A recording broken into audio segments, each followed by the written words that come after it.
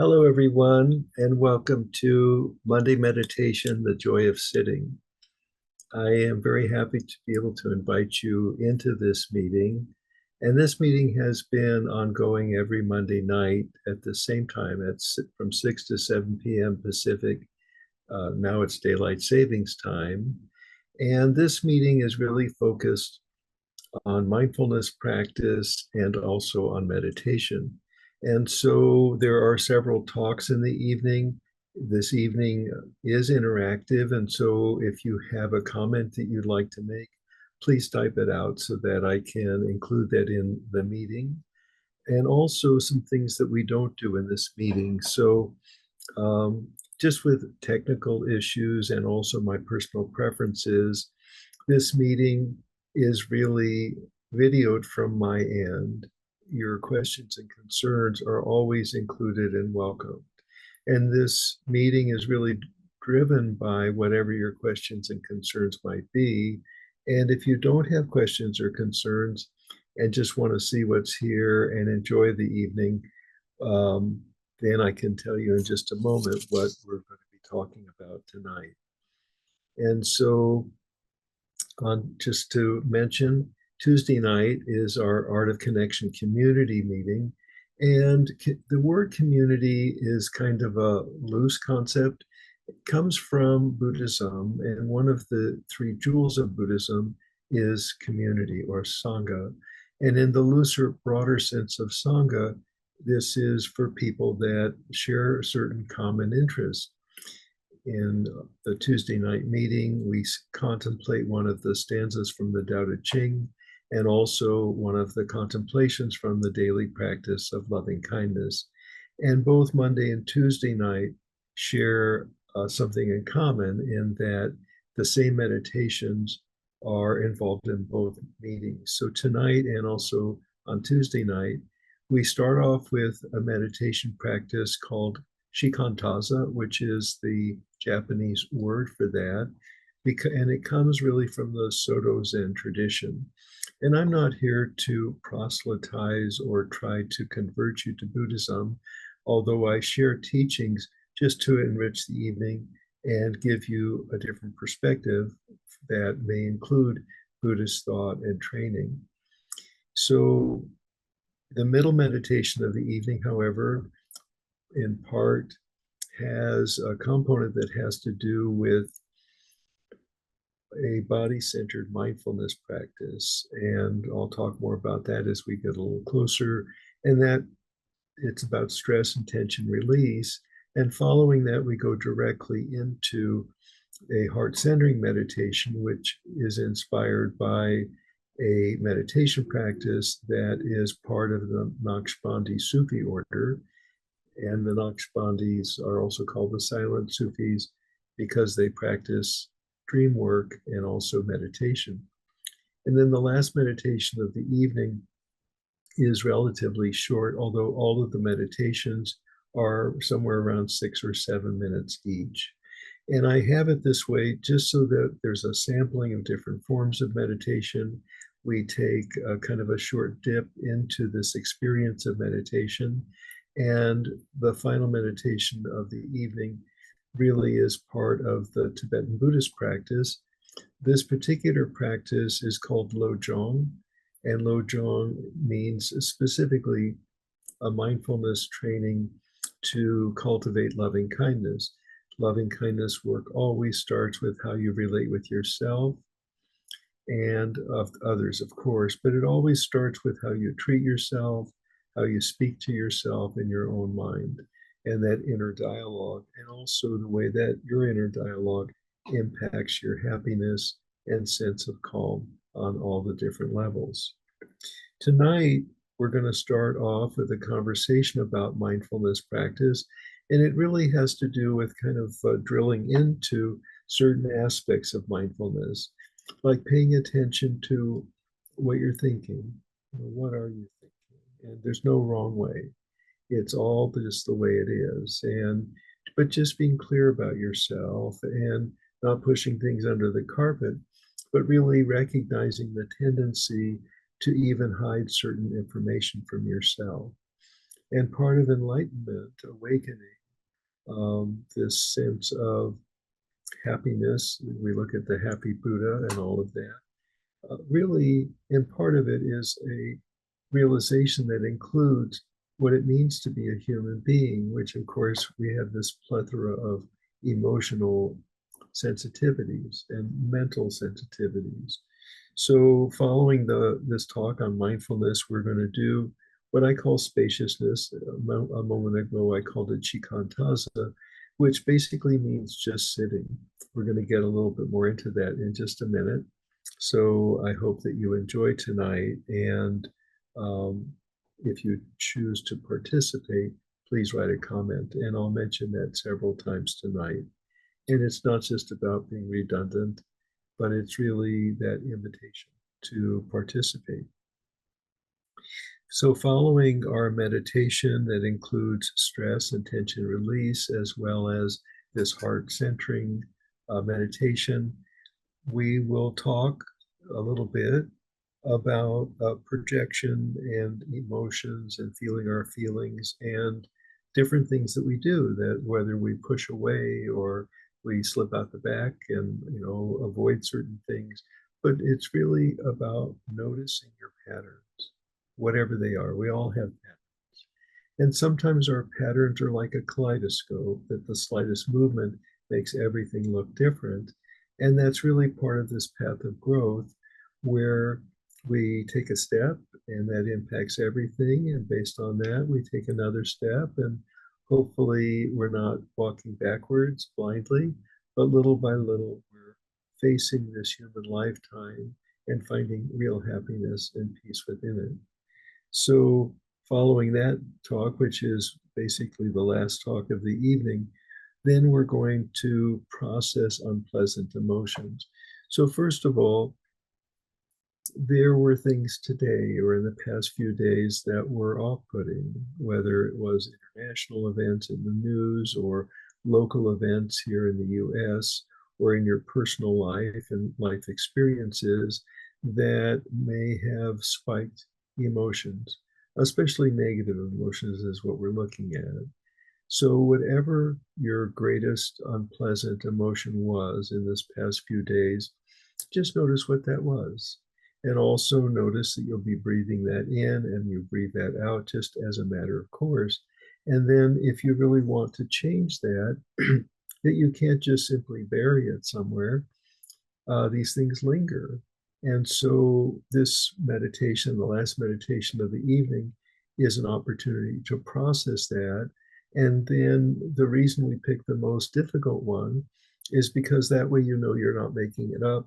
And if something changes, you have that reward for having worked on it. And so I call it generosity practice, because you're the only one that can process your emotions for you. And then afterward, we'll then close. I'll talk about what we did tonight, and we'll close with an adaptation of the Beauty Way prayer from the Native American Church. And we'll talk more about what beauty means in this context.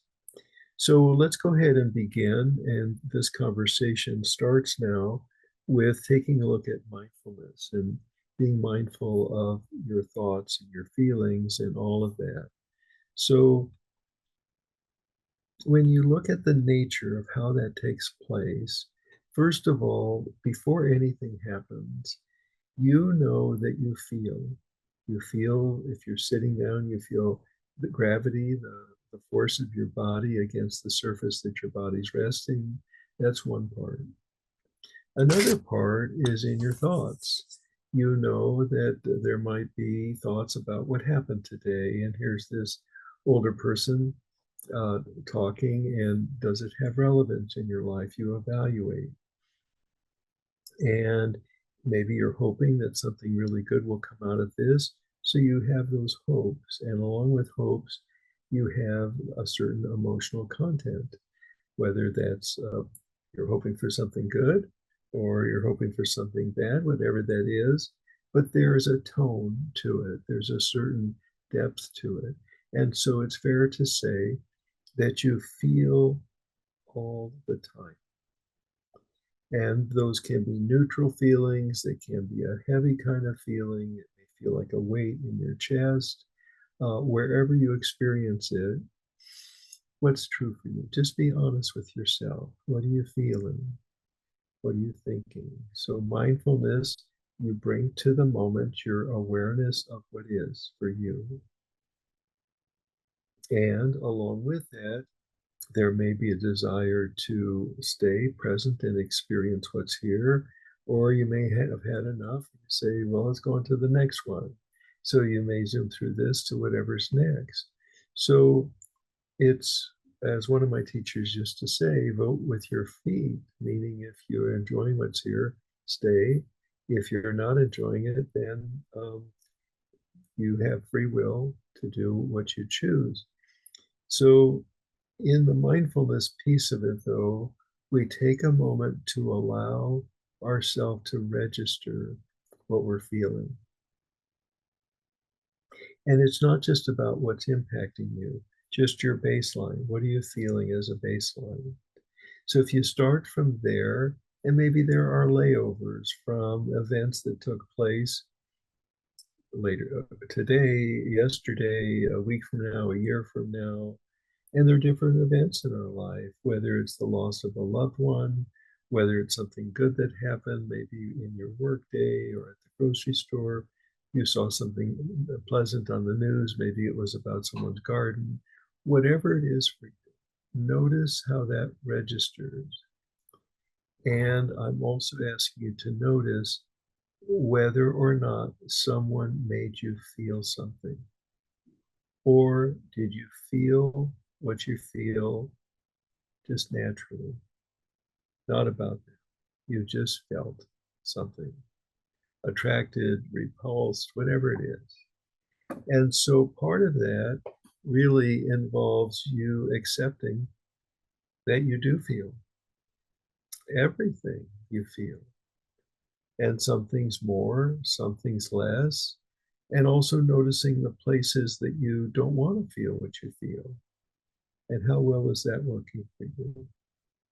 So, what I'm asking you to take a look at is what you feel. And part of what I'm also asking you to look at is can you give yourself permission to feel what you feel? And what are the consequences of that? So, that's part of mindfulness training to really be aware of what is. And so, part of mindfulness training also is about being here in the present moment. So when you have thoughts about earlier and today, yesterday, other days, and projections about how you think tomorrow and the next day and all of that's going to work out, does that take you away from the here and now? Not bad, not wrong, just being honest with yourself. And so the mind, you notice your mind has this flexibility. You can be here and focused in the moment. And you also can choose when a thought goes by to focus on that.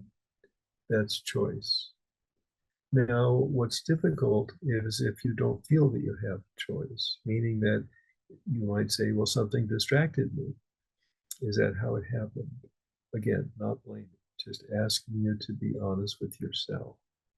If there was a stimulation that you chose to include in your consciousness and you focused on that, just tell the truth to yourself. Oh, look, I chose to focus on that, on this.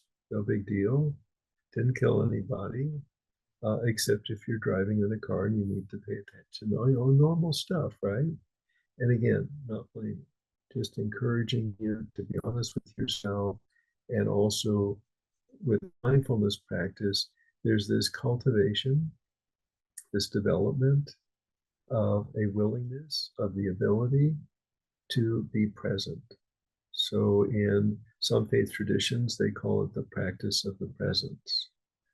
And the presence is you being present, and also what happens when you are present, when the experience of your attention when you're present, and what that does to your perceptions of everything. So, let's just leave it at that for the moment. And let's go ahead and do our opening meditation, which will take about somewhere between 6 and 7 minutes.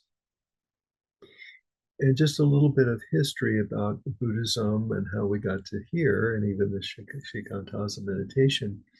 So Buddhism, as you know, started in India with the historical Buddha, Siddhartha Gautama, Siddhartha Gautama. And Siddhartha was not a god. He was a human being, born of human parents. And he was very driven to try to find a cure for suffering. And basically, what he found is there's two different kinds of suffering. One form of suffering is inevitable, like the loss of a loved one, and another form of suffering is needless.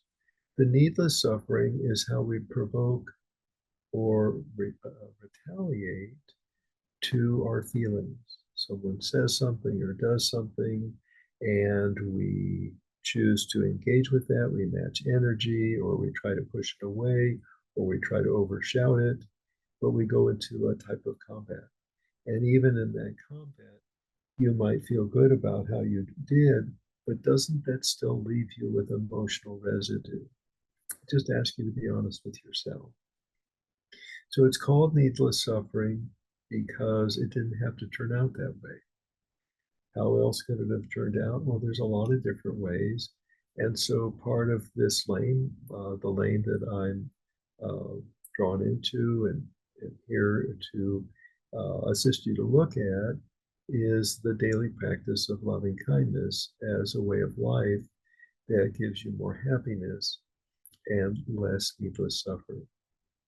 So, as Buddhism traveled from India to various parts of Asia and Asia Minor, including to China and then also to Japan, what happened in that movement is that the name of the practice of Buddhism changed some, and the branches of Buddhism began to grow. So the Buddhism that the historical Buddha, Siddhartha Gautama, formed is called Theravada Buddhism, which means the teaching of the elders. And then as Buddhism traveled to China and Japan, a new branch of Buddhism was formed that's called Mahayana. So Mahayana Buddhism means the greater vehicle. And what made it the greater vehicle is that the original Buddhism, Theravada Buddhism, originally was only offered to the ordained, the monks and nuns that were ordained and practiced this monasticism is a type of austerity in its own right, with these vows and all of those things. But as Buddhism traveled throughout Asia and to Japan, the people that practiced that Buddhism wanted everyone to have access to these teachings in hopes that they would gain more freedom from their suffering. So that's why it's called the greater vehicle or Mahayana. So also what happened uh, throughout that period of time is in Asia Minor, as Buddhism went to Thailand and to also to Nepal and different places like that, then what happened is people that were training in it, and especially about 1,000 years after the Buddha passed on, there was Buddhism kind of went into decline because when you have a monastic tradition, no one's making babies that are part of that faith, part of that path. So historically, Buddhism isn't literally called a theology because there's no inherent belief in an anthropomorphic deity. So it doesn't involve deity worship. It's really more focused on how to alleviate needless suffering. So because there were no babies in the monastic tradition, Buddhism fell into a time of decay, of decline. And then about 1,000 years later, there was a renewed interest in Buddhism that spread throughout Asia and Asia Minor. And one of the teachers of that renaissance of Buddhism was a monk named Dharmakirti. And one of his principal students was named Atisha. So Atisha, in his awakening uh, of bodhicitta, the awakening of his heart, and the awakening of loving kindness within him, and the acceptance of the human condition, and this sense of really um, developing loving kindness as a way of life. So, what Atisha did is he brought together all of these teachings for loving kindness, and that was called Lojong. So Lojong is this, as it went to Tibet, it was integrated into Tibetan Buddhism. Lojong means the cultivation of loving kindness. So these practices that include 59 contemplations and certain meditations, all of that is a part of the ancient tradition. So as Lojong traveled throughout the world in more modern times, there are uh, certain adaptations to that to allow Westerners to integrate this into their daily life. And so with the Shikantaza, that was part of Japanese Buddhism, that again was part of the Mahayana tradition. And so the word shikantaza means just sitting. And in doing this practice, we observe the space that our thoughts and emotions arise within. So that's what we're going to do now. And so it's always a good practice to simply reposition your body on the surface that your body's resting, and then very gently allowing your eyelids to drift downward until they do close.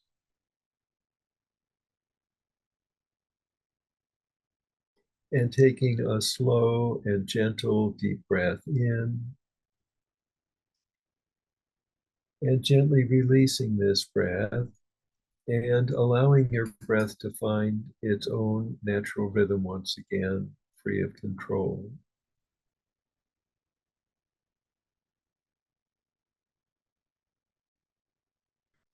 And observing, watching the way that your shoulders, chest, and belly wall expand on your inhalations. Not exactly deep breathing, certainly not to hyperventilate, but just kind of normal breathing, watching as your shoulders, chest, and belly wall expand on your inhalations and release on your exhalations, just normal breathing.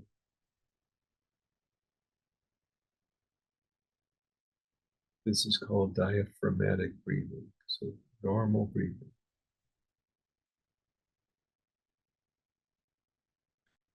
And also bringing to your awareness, noticing the warmth and the coolness of your breath. Just normal breath, normal breathing, normal warmth and coolness of your breath.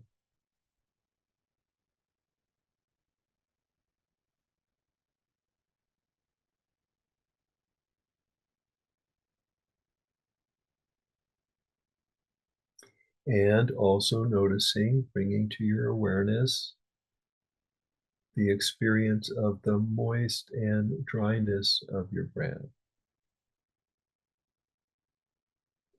Notice how expansive your awareness is, that you can be aware of how your body moves to accommodate your breath and breathing, the warmth and coolness of your breath, the moist and dryness of your breath as one experience.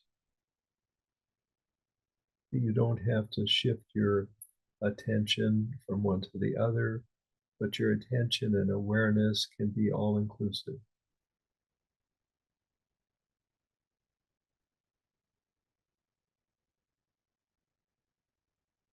And additionally, being aware, which is different than ignoring, being aware of the natural beating of your heart and your pulse that travel throughout your whole being. Being aware of how your body moves to accommodate your breath and breathing, these other attributes of your breath, the beating of your heart and your pulse, and just softening into this experience.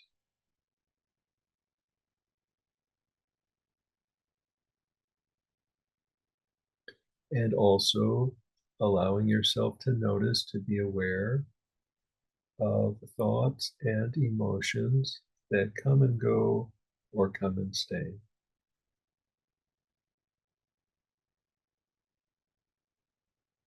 Being aware of your breath and breathing, the beating of your heart, pulse, and the space that your thoughts and emotions arise within. Noticing that some of your thoughts come and go, some of your thoughts come and stay and linger, some of your thoughts and emotions may become fantasies of certain types, whatever types, all of the types. And noticing the space that your thoughts and emotions arise within.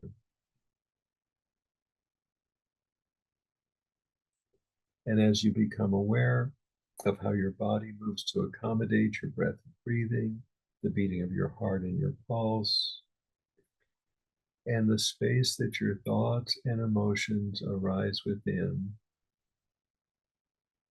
bringing your awareness to, bringing your attention to this gentle calm that's also right here. That how your body moves to accommodate your breath and breathing, the beating of your heart, your pulse, thoughts as they come and go and come and stay, the space that it arises within, and this gentle calm that's always here. And softening into this gentle calm. Just notice what happens if you soften into this calm, into your calm.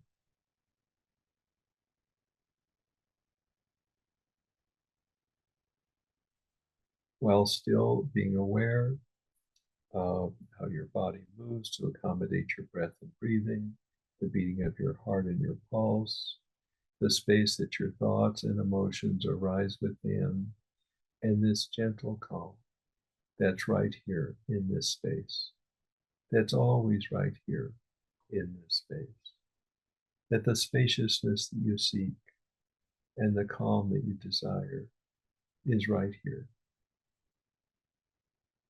And softening into your spaciousness and your calm.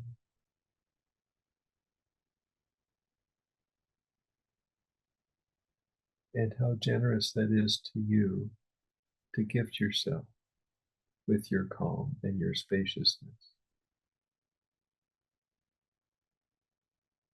while being aware of your breath and breathing, the beating of your heart and your pulse, the space that your thoughts and emotions arise within, and this gentle calm and spaciousness that's right here. And taking just another moment to unhook and float and drift within your calm and spaciousness. Just taking a moment, softening your shoulders and your belly wall.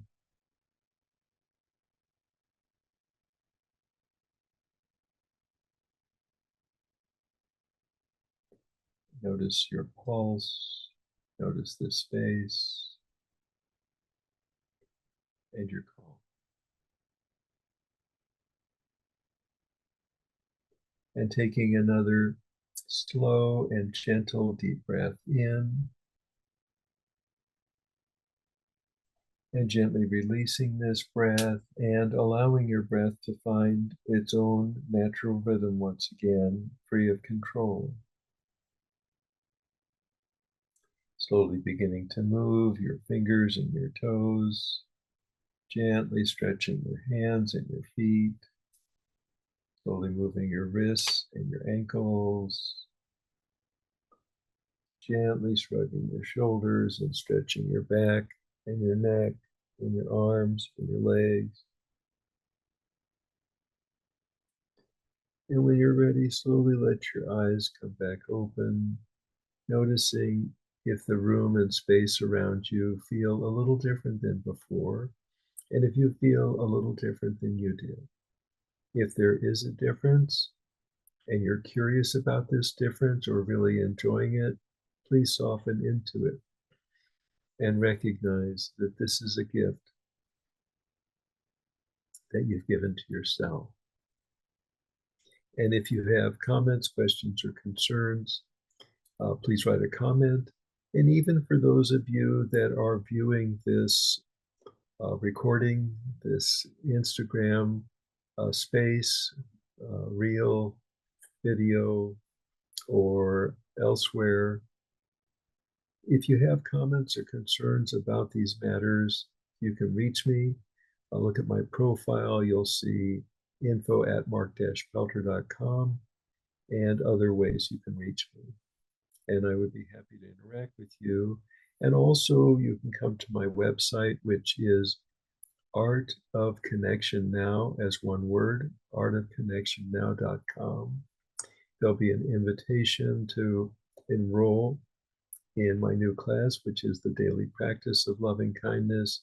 If you want to interact more about those themes, or there also are numerous blog posts there. If you want to interact, please send me a line, drop me a line, a text message, do a direct message, and let's chat. So as we go further with tonight, though, let's talk a little bit about stress.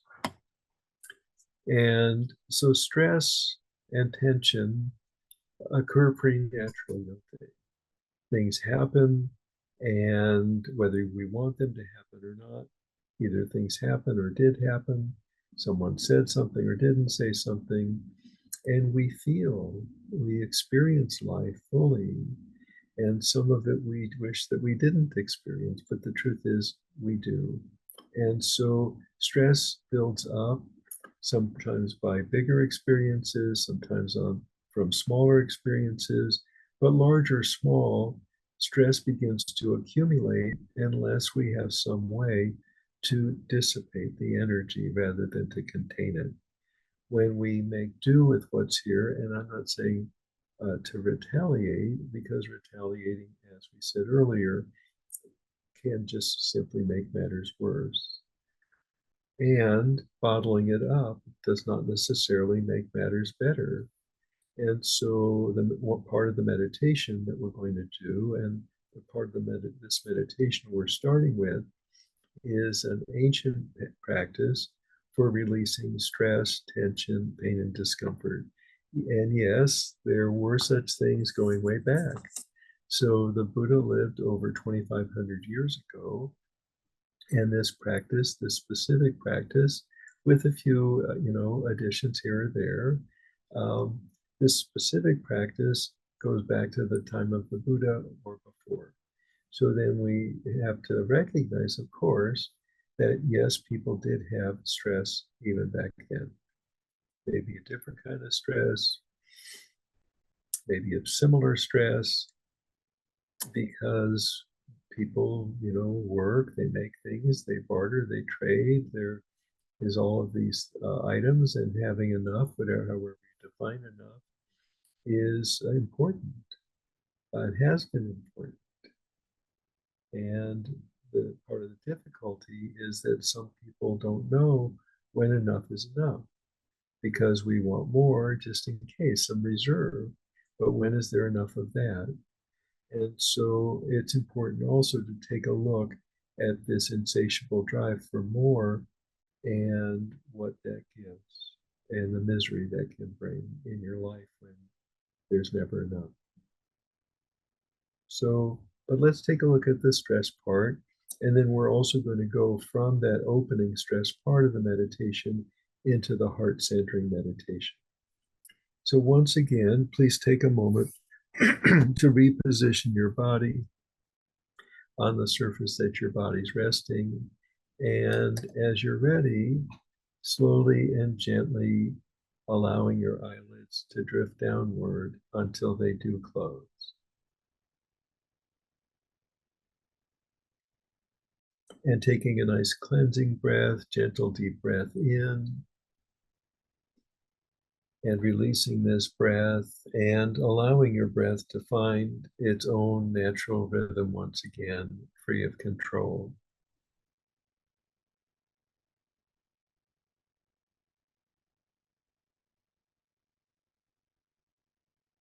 Beginning to scan, to feel on the inside of your being, from the tips of your toes to the top of your head, looking for the locations and content where your stress, tension, pain, and discomforts reside, whether they're physical, mental, emotional, and or spiritual, or any combinations thereof, no matter how large or how small.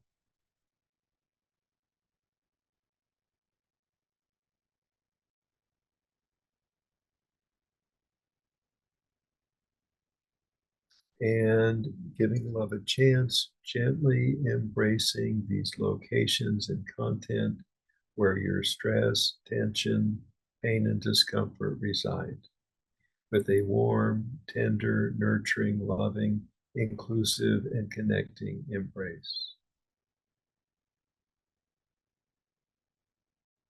And tightening your embrace just a little bit more in order to give these locations and content a very open-hearted, full-hearted, warm, tender, nurturing, loving, inclusive, and connecting embrace. This is a human lifetime with all of these facets.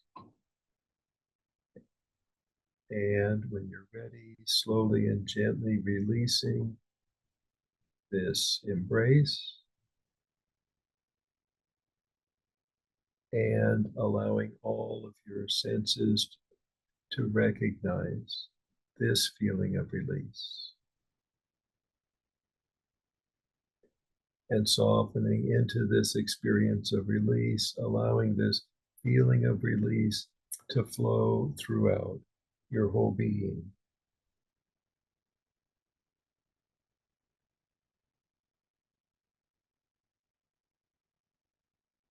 And allowing all of your senses to register this experience of release. And softening that much more deeply into this feeling of release, this experience of release.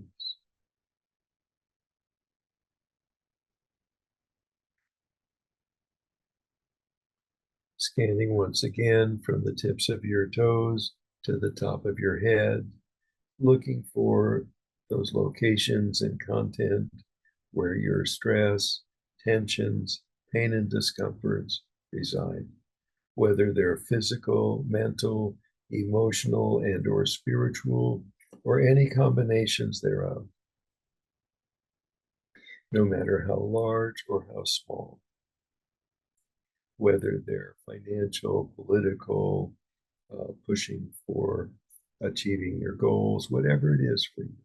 Just for the moment, recognize where they reside within your being and giving them a very warm, tender, nurturing, loving, inclusive, and connecting embrace, the gentlest embrace that's possible for you.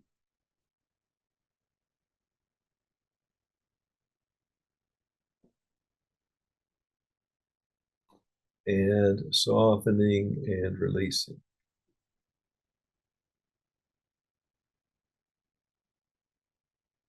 Gently bringing the very center of the focus of your attention to this feeling of release. And allowing this feeling of release to flow throughout your entire being.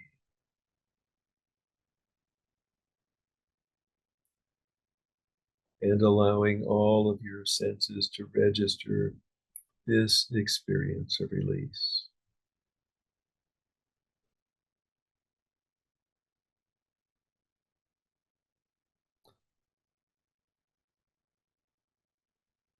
And allowing all of your senses to register this experience of release.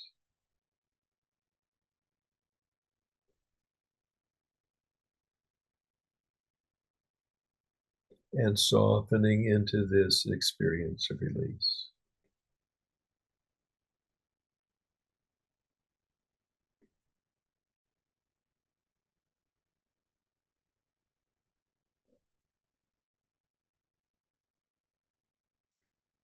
Scanning once again from the tips of your toes to the top of your head, looking for those locations and content where your stress, tension, pain, and discomforts reside, whether they're physical, mental, emotional, and or spiritual, or any combinations thereof, no matter how large or how small.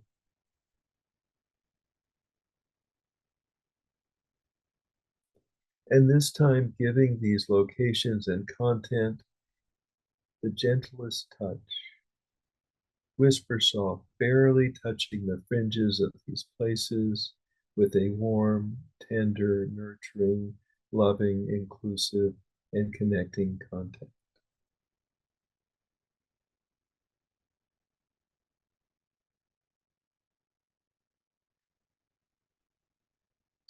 And softening and releasing.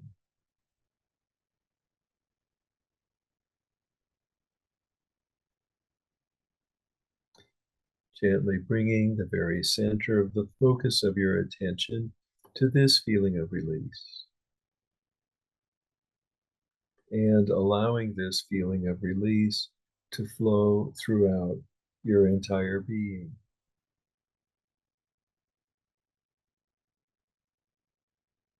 And allowing all of your senses to register this experience of release. And softening into this experience of release.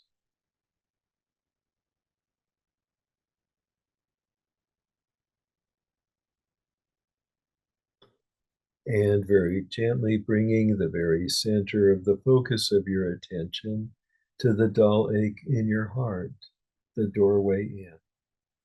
And you know this dull ache from many losses throughout your life, whether they were large or small.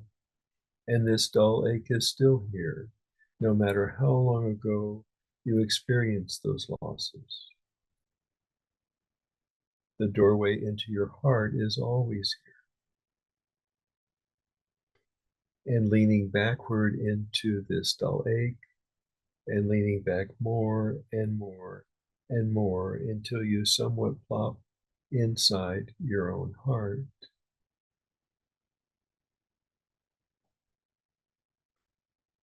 And allowing all of your senses to register the experience of being on the inside of your heart.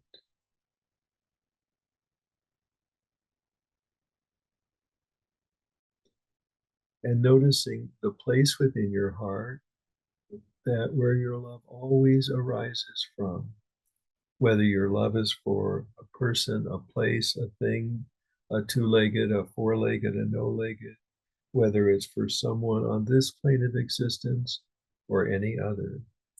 Your love always arises from this place.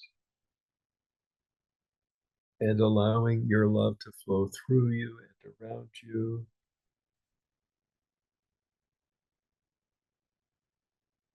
And allowing all of your senses to register this pure love that lives within you.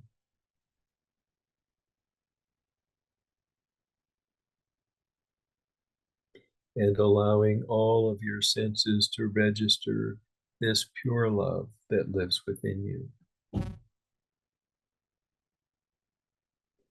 And softening into your pure love and allowing it to saturate your being.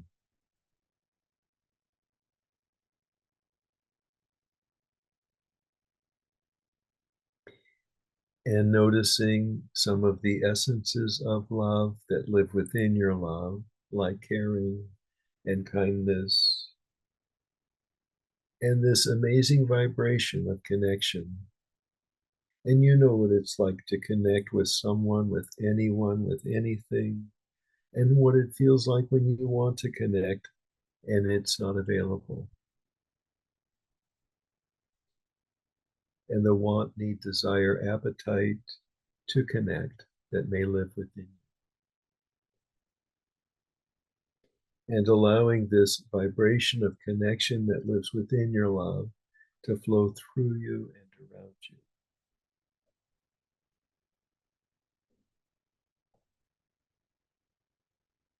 And allowing all of your senses to register this pure connection that lives within you.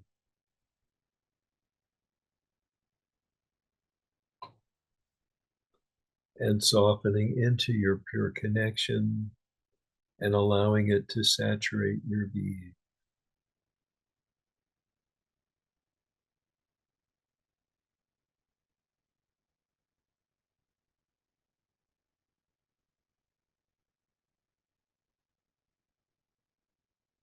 And taking just another moment to unhook and float and drift within this magnificent, pure connection that lives within you.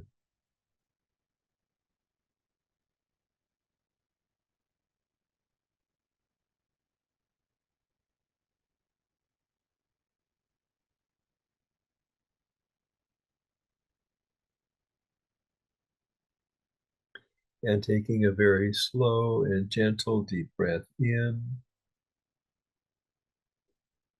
and gently releasing this breath and allowing your breath to find its own natural rhythm once again, free of control.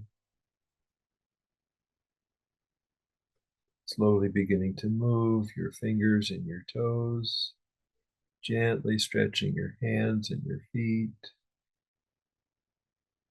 slowly moving your wrists and your ankles, gently shrugging your shoulders and stretching your back and your neck, your arms and your legs. And when you're ready, slowly let your eyes come back open and notice if the room and space around you seems a little different than before, and if you feel a little different than you did. If there is a difference and you're enjoying this difference, please soften into it and recognize that this is a gift that you've given to yourself.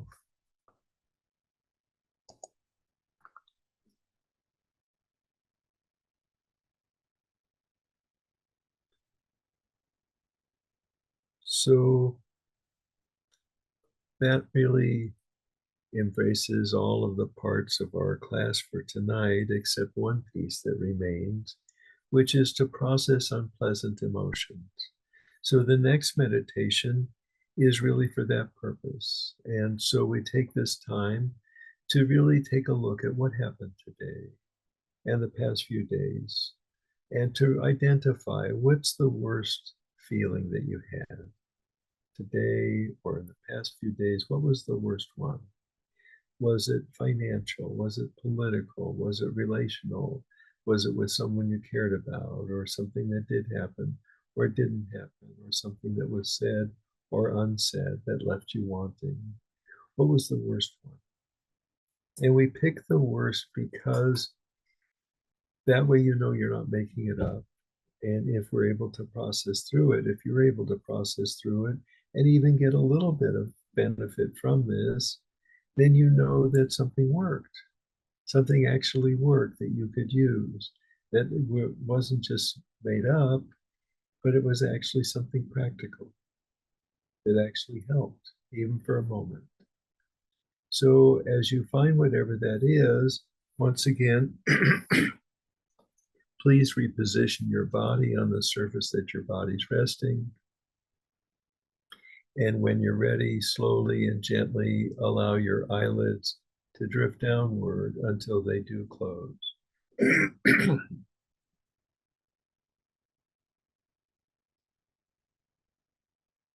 And on the next in breath, breathing in these unpleasant emotions. You breathe them in anyway. When you have them, you're breathing them in and you're breathing them out, and nothing moves. You might even feel stuck or encased in this feeling.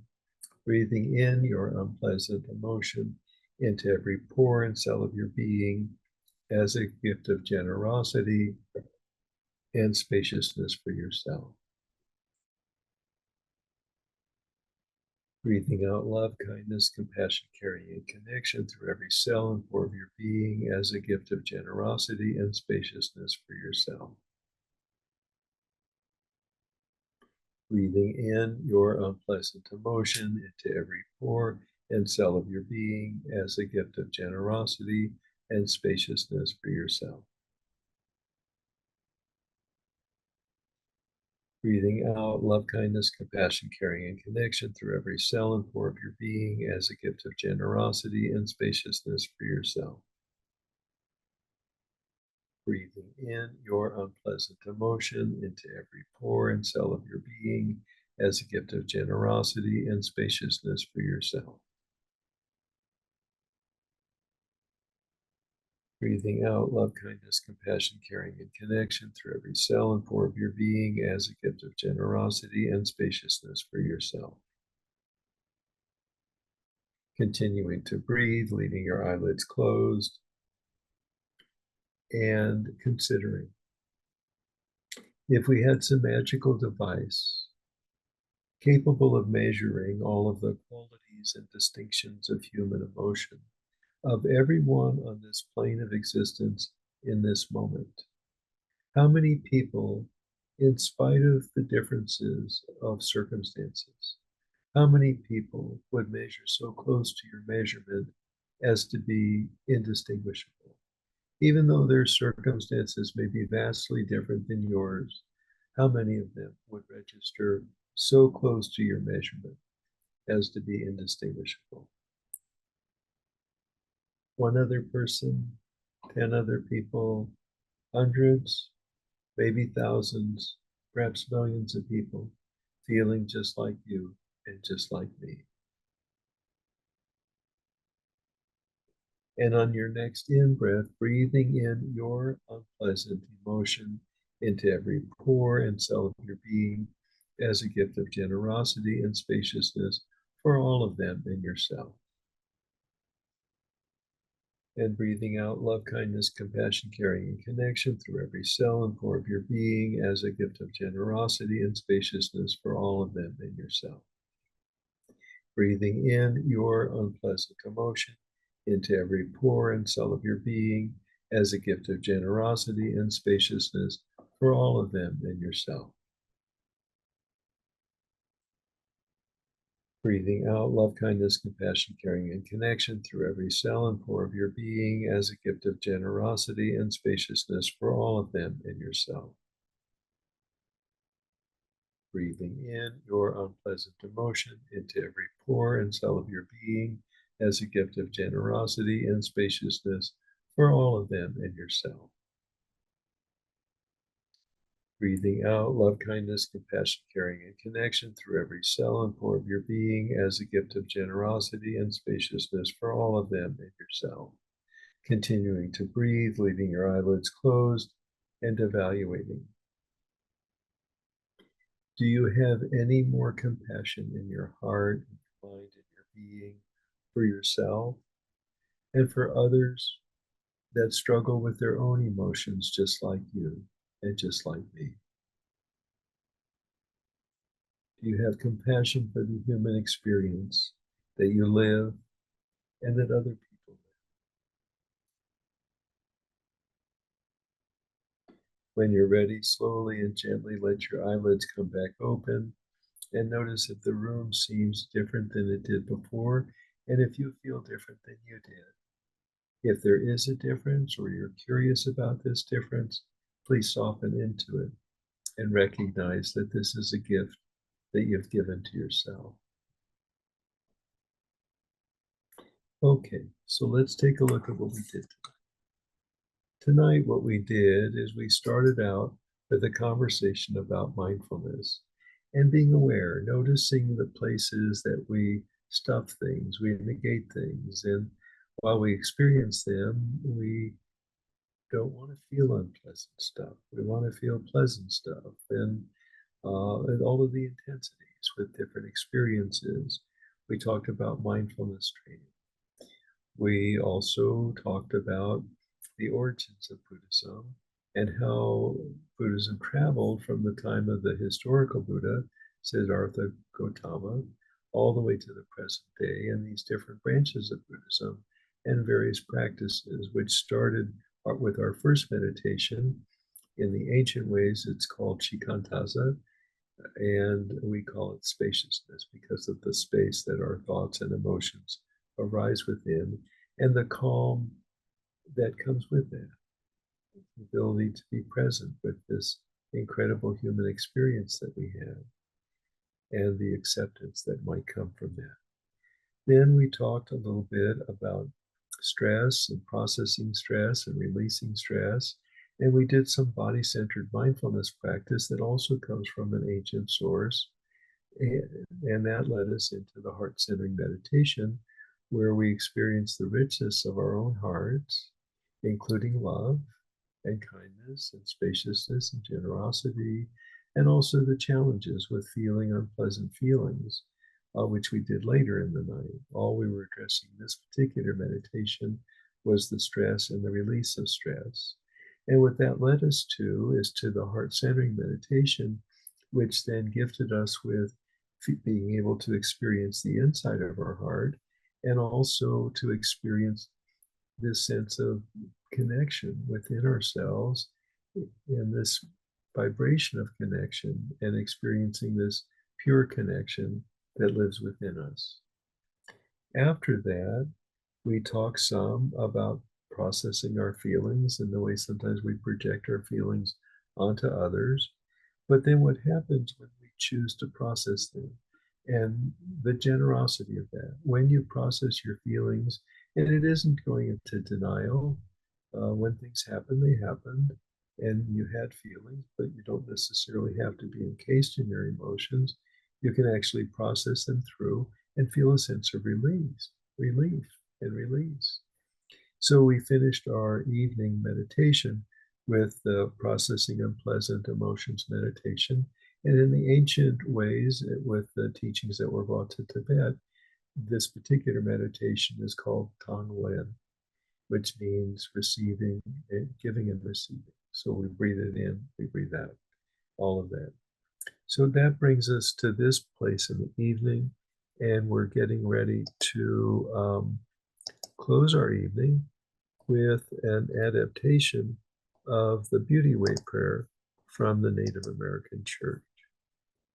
So you can tell I enjoy cross-cultural spirituality from in terms of Buddhist studies and various different faith traditions, the practice of the presence, and also this beauty way that comes to us through the Native American Church.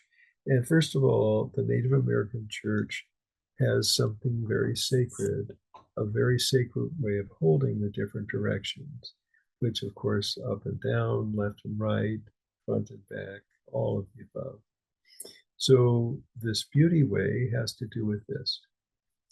We take just a moment, this prayer, to include the beauty of this life that we live, what's beautiful around us.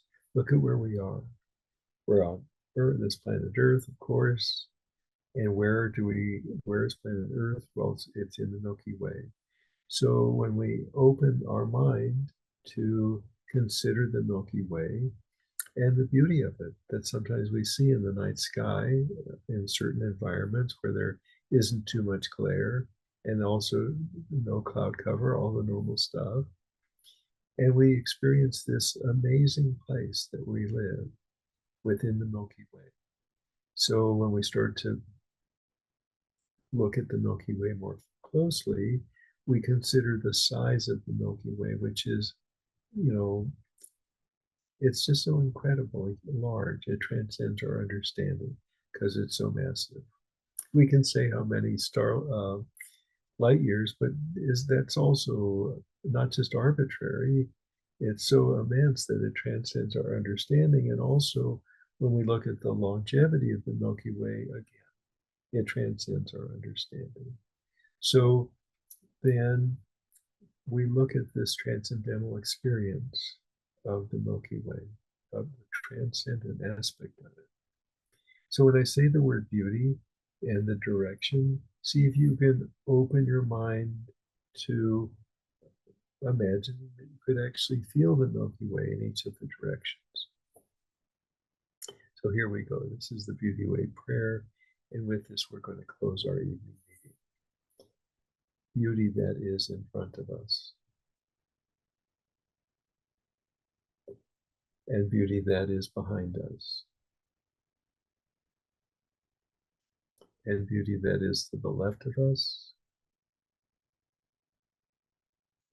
and beauty that is to the right of us, and beauty that is underneath us, and beauty that is above us, and beauty that is all around us. And it is essential to remember the beauty that is within us. Dear friends, thank you for your time, for spending this time together to experience these meditations and conversations. There's a word spoken in the language that the Navajo people speak that means walk in beauty. This word is Ojnahuslein. Ojnahuslein, Ojnahuslein, Ojnahuslein. Dear friends, walk in beauty, and please always remember that you bring the beauty with you wherever you go. Namaste, Kasho, many blessings, walk in beauty.